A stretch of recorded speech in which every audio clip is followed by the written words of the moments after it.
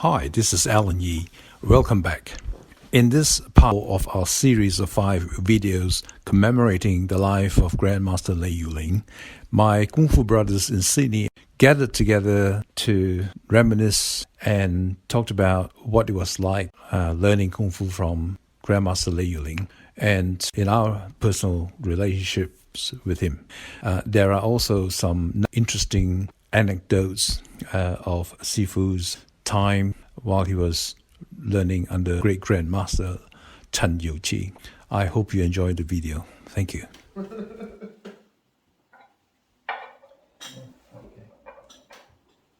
We're just having a conversation today about the good old days, remembering Qigong or Sifu, and so I just want to introduce everyone gathered around here. So first of all, on my right is William Louis, or Bill Louis, and Francis Ho, Norton Chia. The 4 of us were Qigong's disciples. And on that side is Christian Allen. Christian is my student, and that's Jay Tang, Tang Jiexing, and he's my student. So now we have some, we thought we'd get together and talk about this because Sifu's birthday anniversary is coming up in a couple of weeks, and we thought we ought to do something different and just reminisce or perhaps we can share our ideas about what his Kung Fu is like. Now, so Christian, I believe you have some questions. You have some questions you want to ask us. The first is, in terms of practicality, fluidity, speed, power, and verve, how would we characterize the style of Choy Li Foot that we've been learning? Well, I think that Qigong, first of all, the most essential part of his Kung Fu is that it's not rigid. Right? I mean, that's in general. But it's not muscular strength. It's using internal. And the way he taught us was not as if at the beginning we do all the rigid stuff and then we graduate to internal. It's not like that too. Right from the beginning, he was really giving us the foundations for that kind of internal energy. I remember there was one time I asked him, I said, this was like more than 10 years after we first started with him. And I said, Sifu, how about teaching us some internal forms or some Heigong and Qigong? He said, 你都有啦. He said, that means you already have it. I said, no, you haven't taught us. He said, well, in the Lun Ma, the 5 wheels footwork, I've given you the foundation, but you don't realize it, right? Because you didn't know better. But when you think about it, it's there. And I think that essentially sums it up. It's not an artificial progression, because when you're so used to doing something like that, and then you try to elevate to something else, you've got to unlearn everything, right? So, but it takes a long time. It takes a long time. Different stage in his life where he was prepared to actually teach. And the thing is, there were things that I've come across where, he said, like Alan said, that you wouldn't want to be teaching everyone. There's some things you always hold back.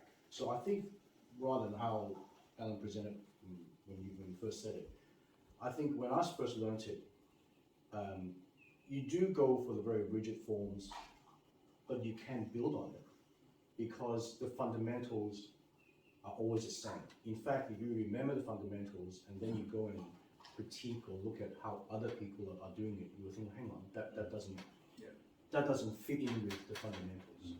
Whether, for example, if you just use your fist and you hit something and all the power is coming just from the arm and not the whole body or your waist and all that, it's not right.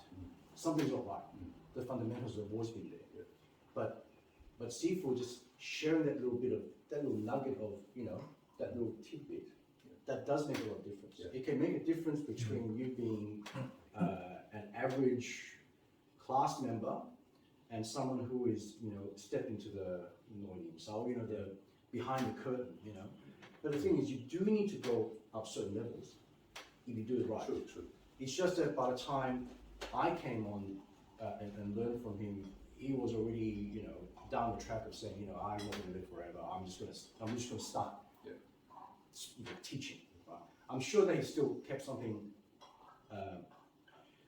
away. See, what I meant wasn't because what I meant was, and I agree with you.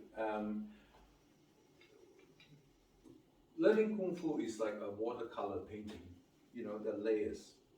So you paint the first layer, and then you go through it a second layer, and then over a period of time, the whole picture emerges, and it's got depth. And I agree with you. So let's say, for example, Wu Ma. So, I remember when we first learned it, it was, as you say, more basic, and it has to be, because as a beginner, you cannot be complicated. But then later on, and over the years, and Sifu was always very particular about the foundations, and so he put another layer onto it, right? So now, and as I teach Tristan and Jay and David and everybody else, now they're into the other layers, the deeper layers. So rather than a ridge, you can still have that rotation, rather than a big rotation, and that's the kind of layer we talk about. Right. I think what Sifu also understood, if you try and teach a technique and you go into real detail, the person novice will not be able to understand it. They won't appreciate it. So just like you got to learn to walk before you can actually jump and dance. If you can't even walk, there's no point teaching you how to dance. You can just next question. And before we learned, or you learned from Sibung, what were your impressions of Choy Li Fut, and how did it change after you started? I think that's interesting because all four of us come from different backgrounds. As all beginners, we've got different backgrounds, so it'll be interesting to hear everyone. Well, I can start. I used to read a lot of, the style itself, fundamentally, as Sifu used to say that, the style is really for very efficient termination, right? That's the whole point about it. It's not basically, as you said later in life, saying, you learn it because it's for your health and for exercise. No, the point about Choy Li Fut actually is to be very efficient, very quick, and terminate, right? So that's how it came about, and so Choy Li Fut would not have been his first choice, because if you listen to how you're actually supposed to be doing, basically the thing is you aim for all the parts of the body. You're not really, you're not trying to be kind. That's not the point of Choy Li Fut. So I think from that point of view, learning Choy Li Fut in the end was kind of, is this something you can't really play with your peers, at school, because you might blind someone, because that's how it's meant to be. So there's a bit of there needs to be a lot of restraint as well. At the end of the day, I'm not quite sure if that's what you were how you felt about it too. Whereas some of the other styles are more like you're probably hitting the chest. You get it sore and you're done with it. But that's not the way I understand about Choy Li Fut. So yeah, that was my bit of recollection about it. The thing is, I understood one principle. Kung Fu is about learning skills to protect yourself or even defeat a stronger opponent. We don't learn Kung Fu to defeat a weaker opponent, do we? What's the point of doing that? That's not Kung Fu. Where's the ideal of that? Learning Kung Fu to defeat someone who's weaker than you. You don't need Kung Fu, right? So I've always, and also because I was not a large-built person or muscular person. For me, it is important for me that I learn something that I could use or improve my agility and move around. So when we finally met Sifu, and I saw that, I thought, wow, this is what I've been looking for. And to me, that summarizes Sifu's style. Choy Li Fut is very fierce art, and like you say, it's not mucking around. It's very effective, very fast, and it's because Choy Li Fut was developed at a time when Chen Hiong developed it. That was during the Opium War, when during a time of chaos and civil war and fighting, and he wanted to develop an art that's effective. So, and that's one of the reasons why today we have so many different lineages and quite different, because all the disciples spread over southern China at least, and then but that's not what we're talking about. So it's for that, and you see a lot of our hand techniques. They're very, as Christine, I think you mentioned to me, they're very complementary or they gel very well with weapons, right? So now Qinzi, that's like your slash, right? Now your Jin Choy and all that is like your spears, and then all this kind of hands like your Jin techniques, okay? So very similar, right? And our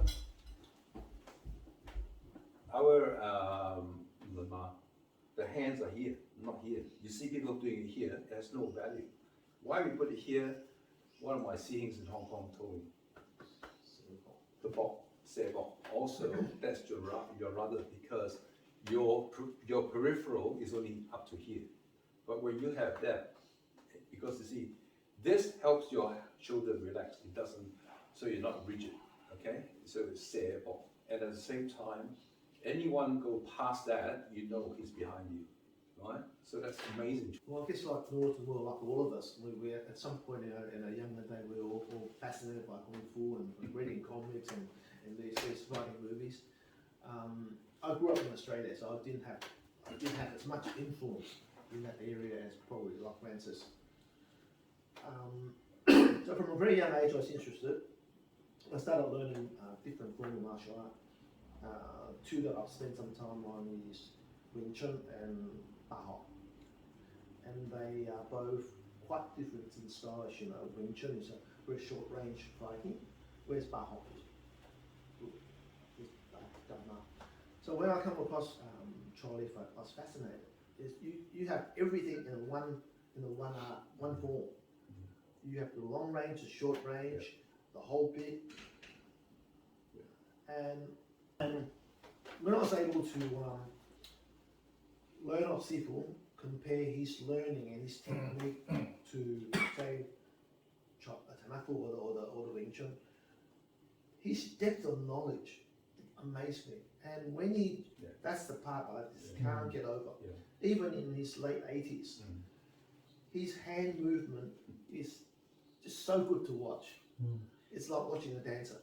He's full of his grace, right? It's so graceful. Graceful, and elegant. But you can see the deadliness in his movement. Yeah. It's talking about late 80s, right? So in his late 80s, there was one time he was not well, and so how we got him to hospital is another story. It's very interesting story. Because he hated doctors. He hated going to hospitals. But that's another story. I'll talk about it later. But anyway, he went to hospital. So when he was discharged and all that, so we had follow-up visits. So I went with him. So this doctor asked him to sit like that with the knee up, like cross-leg, wanted to test his reflex. So Sifu was sitting like that. I think Sifu must have felt a little bit offended that you want to test my reflex, right?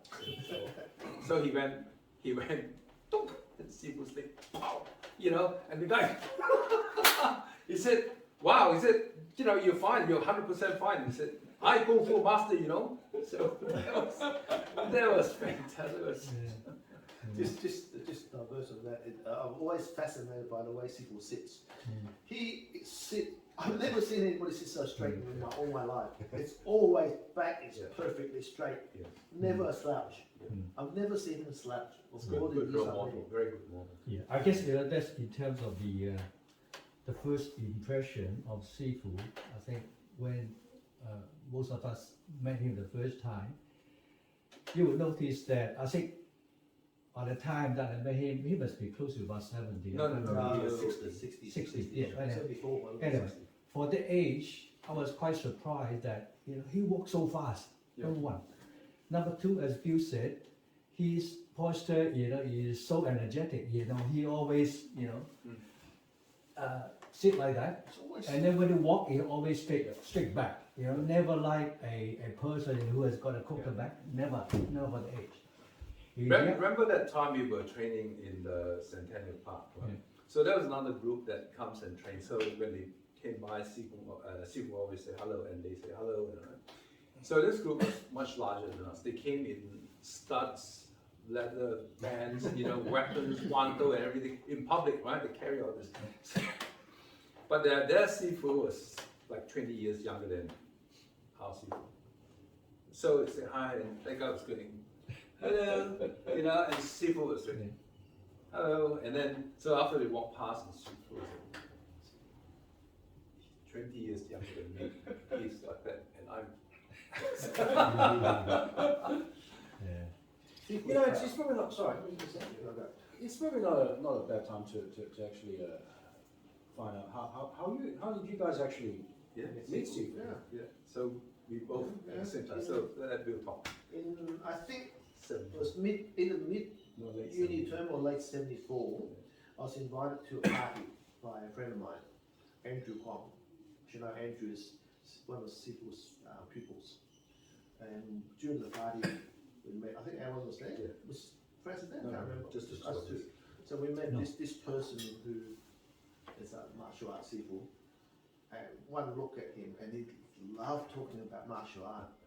And from the time we met him, from the first movement of his hand, we said we want to learn from him.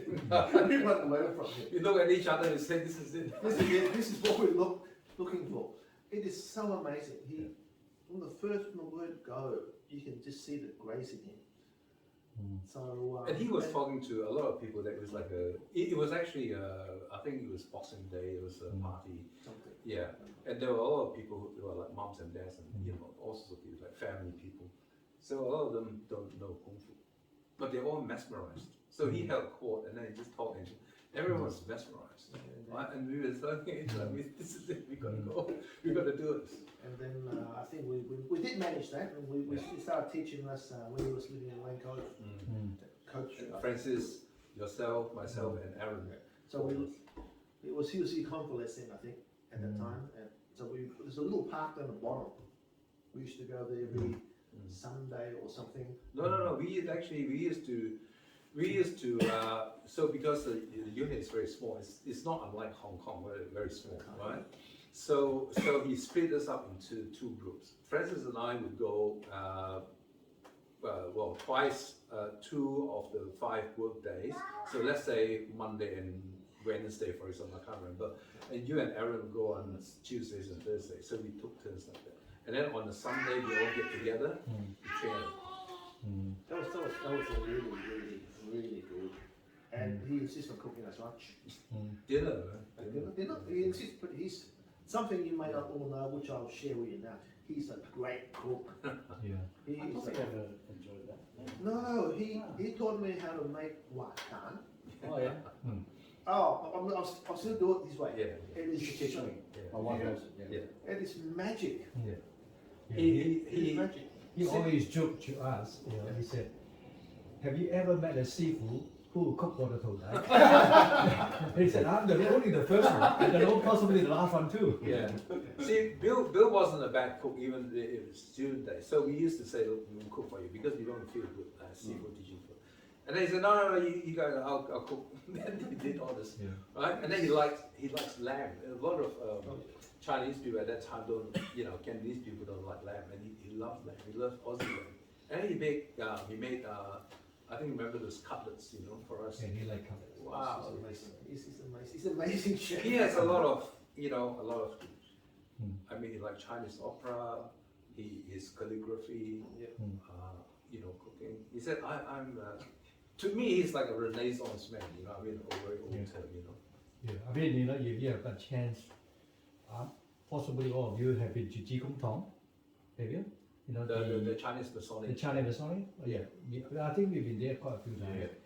You may notice on the wall, there was one of his calligraphy.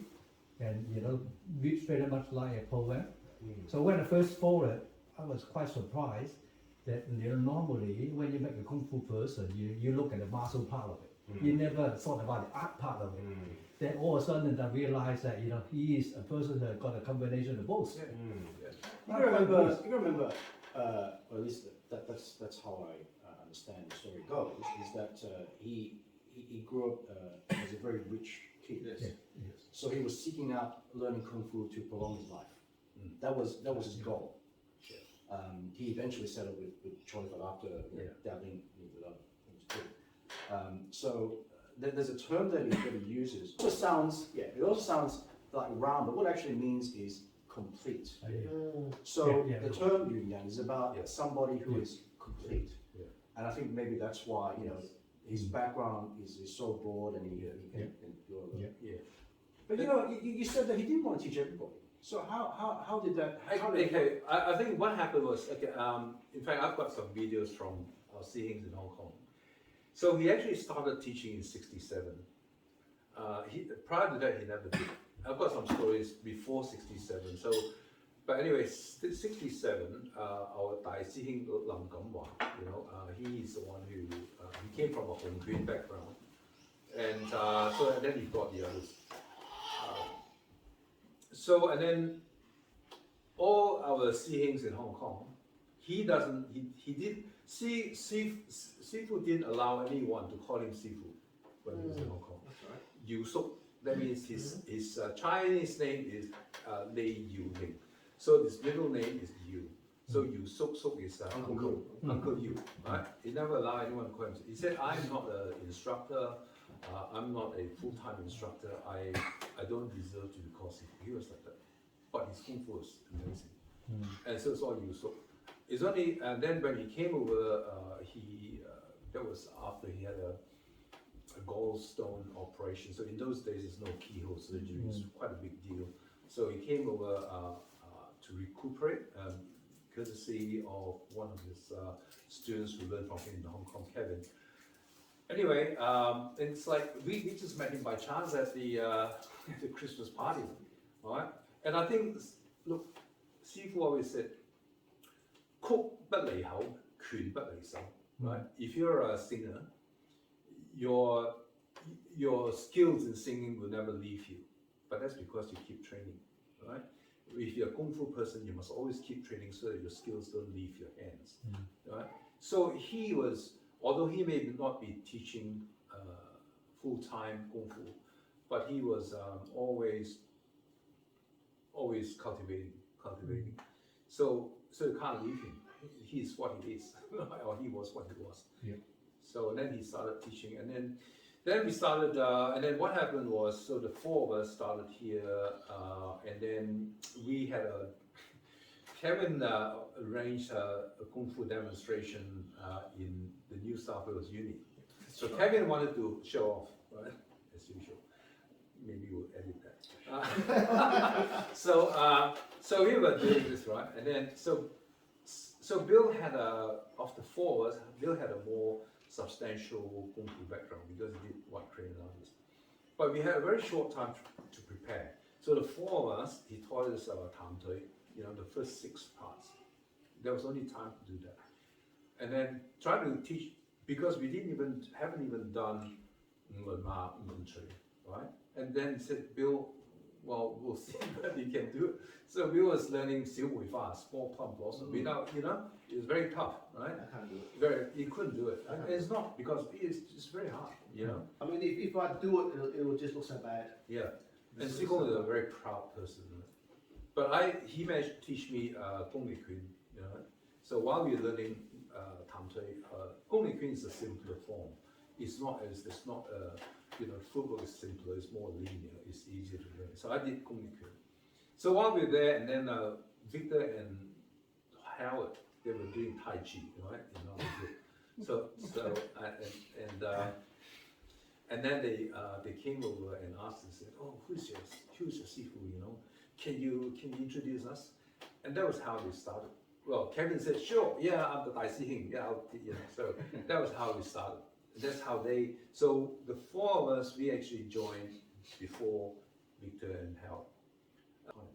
Also, I mean, Sifu was happy to actually travel to Newcastle once a month, or Yes, once a month.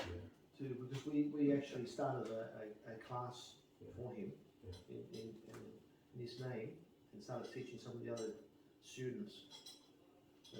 But I think he's done good because he obviously didn't like us. Yeah, helps. And so he was prepared to actually do that.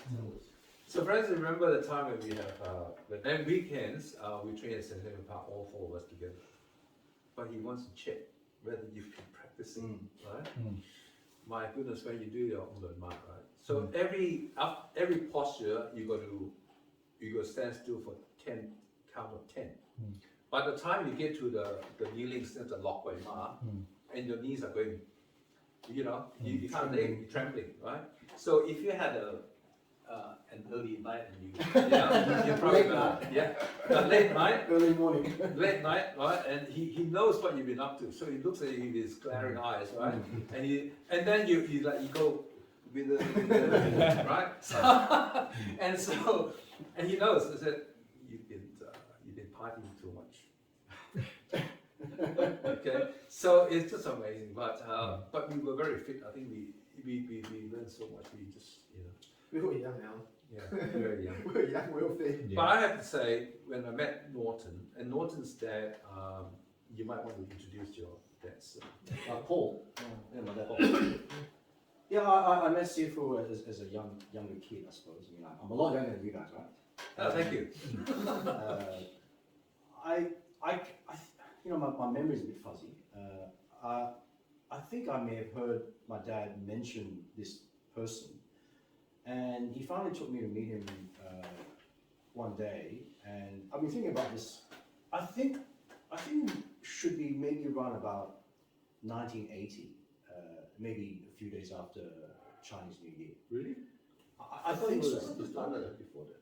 The reason is I came back to study in 1981, and at least a year prior, I had been learning from Tan Hai, Hong Kong. Yes. And so I think what happened was that my dad finally took me to meet Sifu, who I just knew of some person that he goes to see every now and then at the time, to find out who Sifu would recommend to teach him. He was always very proud of his students. So he used to tell me about your dad. He said that your dad is like he said your dad's brain is like a computer. He's very smart, and that's why. And he learns kung fu from me. It's very fast, So that's something. Is very true. So something for you to be very proud of, because Sifu was very proud of you. Dad, about how he met him. Because my dad has been interested in kung fu for a long time. He had a hard time trying to seek out real masters, and more importantly, someone who actually teach him. And I remember he used to go to China on weekends to learn from Tai Chi masters. Yeah. But he came back quite disillusioned. So he told me about Sifu, and he said, in terms of the ghost one, right? He said that he met this funny old guy, and he thought he was going to die. And he said, "Dad says, you're not going to die." But somehow I think conversation was got onto like what he do, and he's called master. And Sifu basically said, "Look, if I make out alive, I'm going to teach you." So my dad at the time was a bit skeptical. Like, okay, you're right. And basically, later on, he basically said, he's a real. Even if Choy Fat, we talked about it before, may not be the sort of style you want to learn. The fact is, it is so hard to come across a genuine grandmaster that you need to grab onto that opportunity. And I think that's kind of why we stuck with it. And it's I think you hit the nail on the head. Yeah. I mean, I don't think any of us will have then come to you. Yeah, I mean, it's young good. Yeah. It's young good. I mean, there's no way I would have thought on that day that I'll meet somebody like people and who is prepared to teach you. You always see story of Each master, they will teach you, but they don't always hold something back, and you've got to do certain thing. But he just gave it to you. It's up to you to learn it. He said, I'm giving it to you. If you want to take it, learn it. If you don't learn it, it's up to you. Yeah, I personally, I agree with all you said. When you choose a particular style, personally, the reason why I stick to Choy is not necessarily Choy by itself, but as Gordon said, because you have got a sifu in front of me who is willing to give you a straight line type of method rather than a long winding road. So that is the thing that you need to concentrate on, because you learn, that you're learning the real thing. That's number one. Number two is after meeting Sifu, then after maybe 1 or 2 years later, then I realized that we have got the relationship here. The relationship was this: our just a conversation. Then I told Sifu that my father's younger brother, who also learned. I didn't know that Chen Yu was Choy, because I knew nothing about Kung Fu at that particular. 北城雞細啊，係咪？ Then I said, oh, the world is very small. So all of a sudden, actually, we have got a relationship. It was a fascinating story about your uncle. In fact, because Francis came from Hong Kong, and even way before we learned from Sifu, Francis used to tell us about all the Kung Fu schools in Hong Kong. And so he was telling us, it was like wonderful, like we were hearing all the real things. And then it turned out that his uncle, right, knew Sifu. And his uncle was a top fighter. He knew Sifu, and Sifu used to actually, he actually used to not formally teach, but like these guys come up and see him, and he would give them tips. He would correct certain things, and they always come and talk to him. Sifu, although he was Chen Yuji's disciple, he had good relationships with a lot of boxing people and Hong Sing people, Fasan Hong Sing people. And this is a point I want to make very clear, because over the years there's been some, some strained relationships, so to speak, and between the three lineages. But Sifu was never like that, right? Sifu said we are all the same. We cannot change history. The lineages they develop separately. But I have friends in all the lineages, right? So your uncle, he said he was a top fighter. He was his name is Gai Sai, to always remember that story. And also there was another very famous boxing master who used to fight in the tournaments in Southeast Asia called Li Hong. Now Li Hong, I think he taught the Lacey brothers earlier first. From what I think, I'm not so familiar with boxing history, but Li Hong used to come and visit Sifu, and before tournaments he go and see Sifu. So Sifu would, give him tips, right?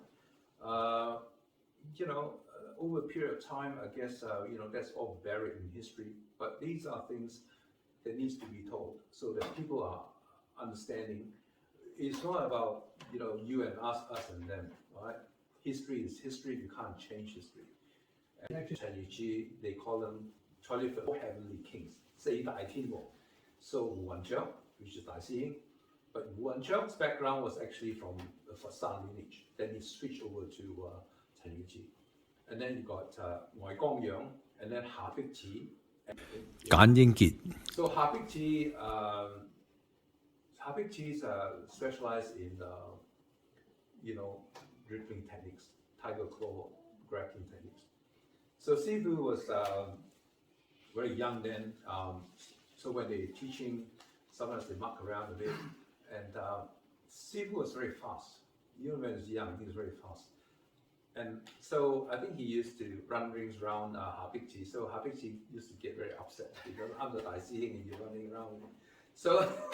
So you couldn't get him, right? So one time he said, "Come on, I'll show you a claw techniques." So he said, So he said, this is a Kamla technique.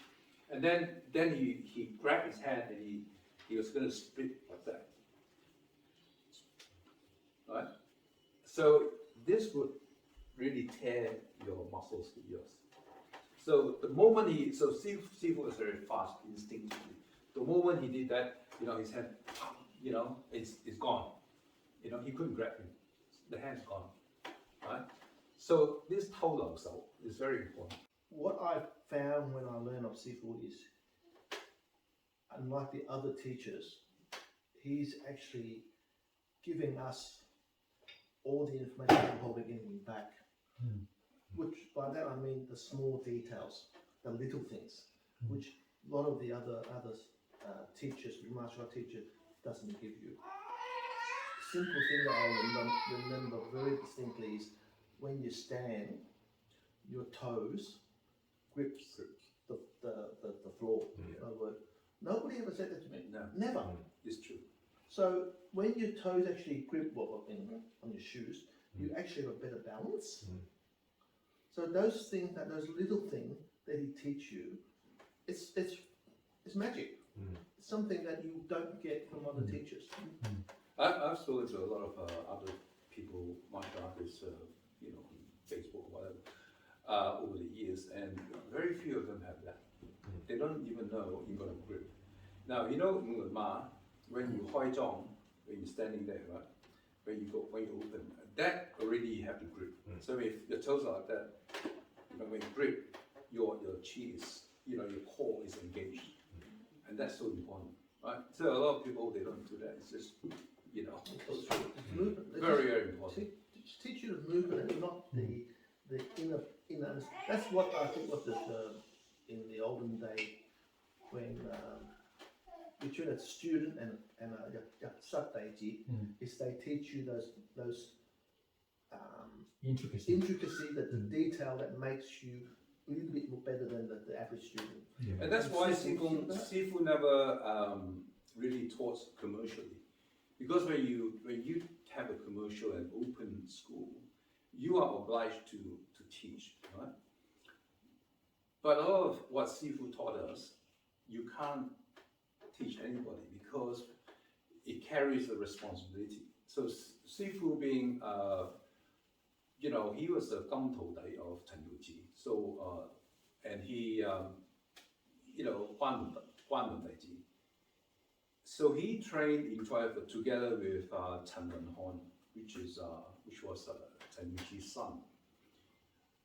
The skills that he learned, you can't just teach it openly.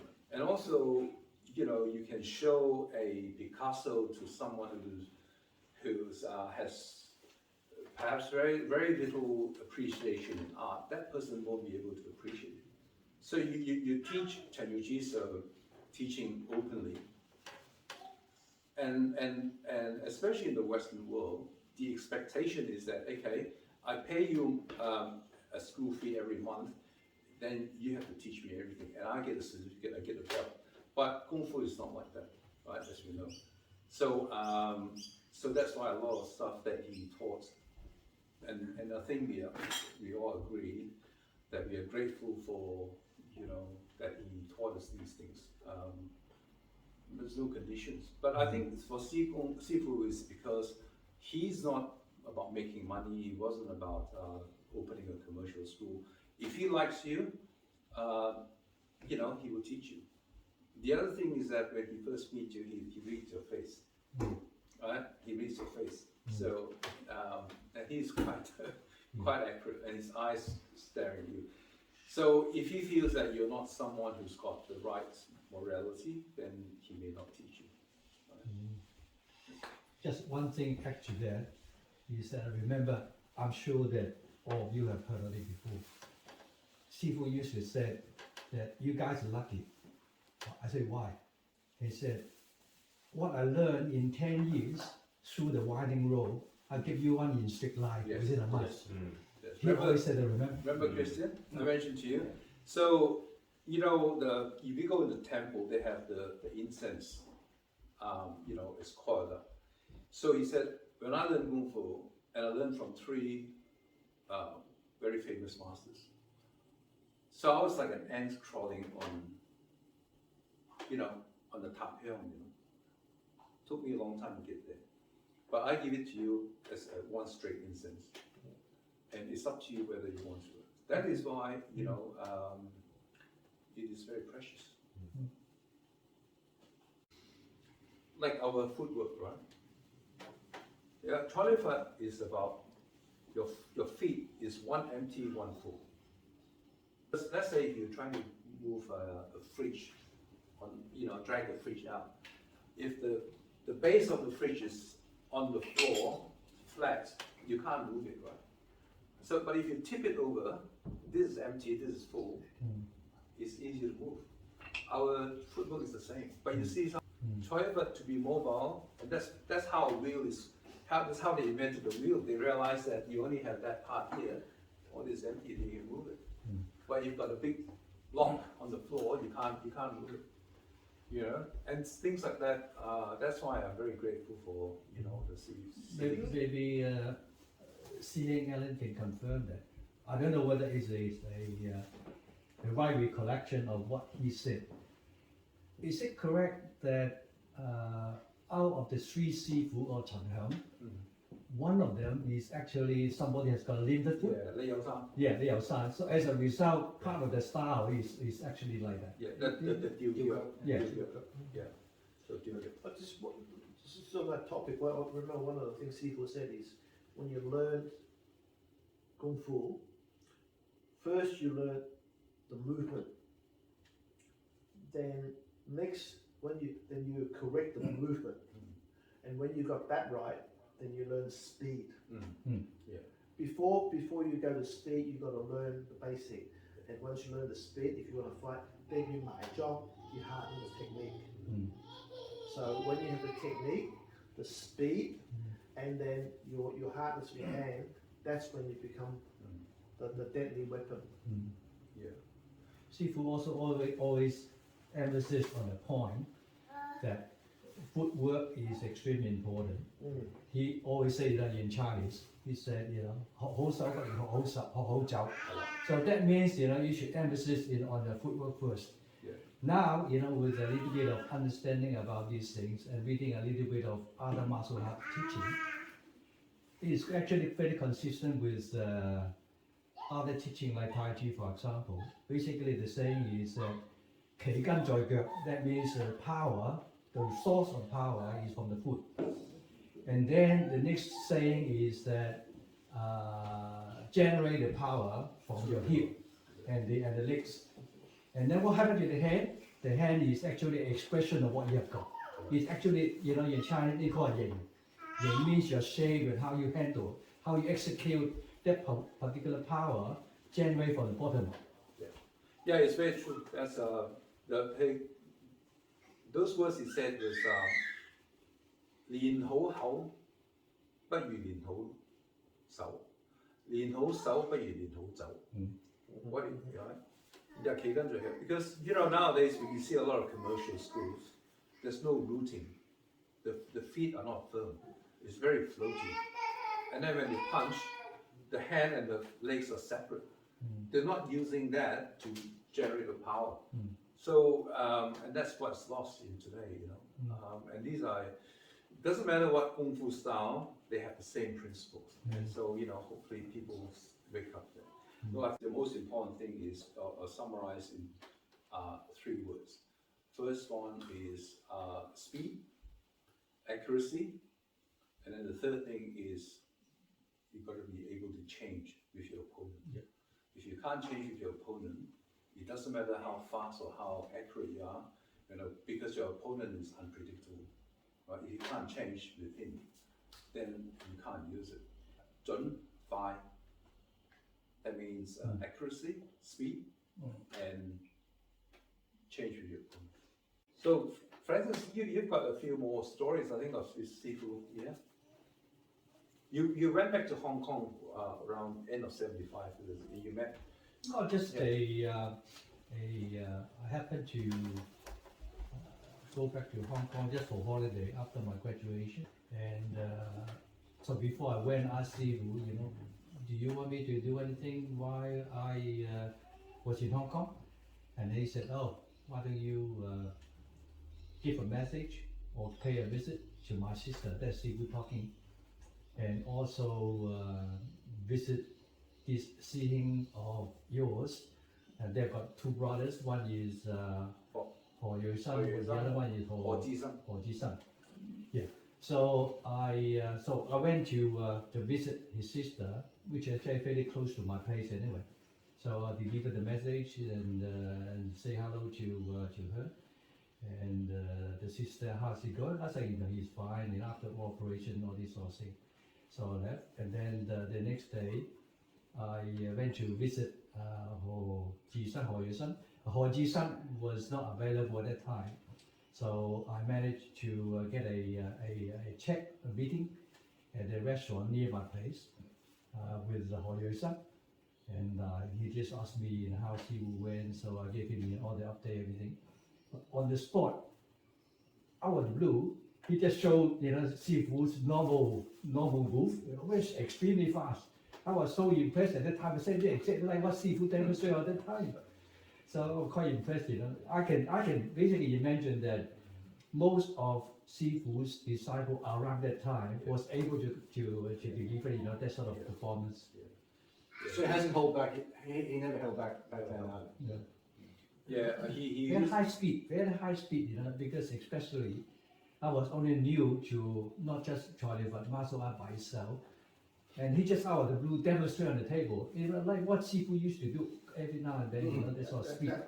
He's sitting right next to you. Yeah, Right, that's just like you. remember Chen Genbo, Peter Chen, Ji Tai, and also Ping Guo. They used to tell me how Sifu used to train them. So he trained them like different badges, and he of course is very strict and all that. Now, Chen Genbo was very unusual because he was a bit like a prodigy. He came from Longying. Sifu said, in Longying, his school, he taught everyone, right? Dragon style. Lim Guo had two sons, Lim Zhengong, Lim Wengong. So Peter learned from the younger brother. Lim Wengong. So anyway, he taught the school. So he was Ha Jinping's apprentice in Tita, Chinese medicine. So sometimes Ha Jinping would go to the Sifu's house, and then Sifu would look, get him to do something, and then so Sifu was watching him. This guy, he's really got something. He's got, very fast, So somehow the conversation went on, and then Peter wanted to see how good Sifu was. So that was the opportunity. So he said, I was actually very fast. He said, I was, in Dragon Stars, I taught the school, I beat everybody, right? And Stephen was so much older than me, and he was amazing. And so he decided to learn Choy from Sifu. And so when Sifu taught him, so he would practically lived at Sifu's place, right? And Sifu would train him when all the classes, everyone's gone home. He started at 11 o'clock at night, so at night. Train until about 1 or 2 o'clock, right? And then Sifu at that time invested in the butcher shop. So he got all the best meats. He bring it back into birds. He make all these nourishments for Peter, and Peter would take it, and then he goes to bed, and he gets up, and then you train, and he would train like that. He said just him and Sifu. He was very fast.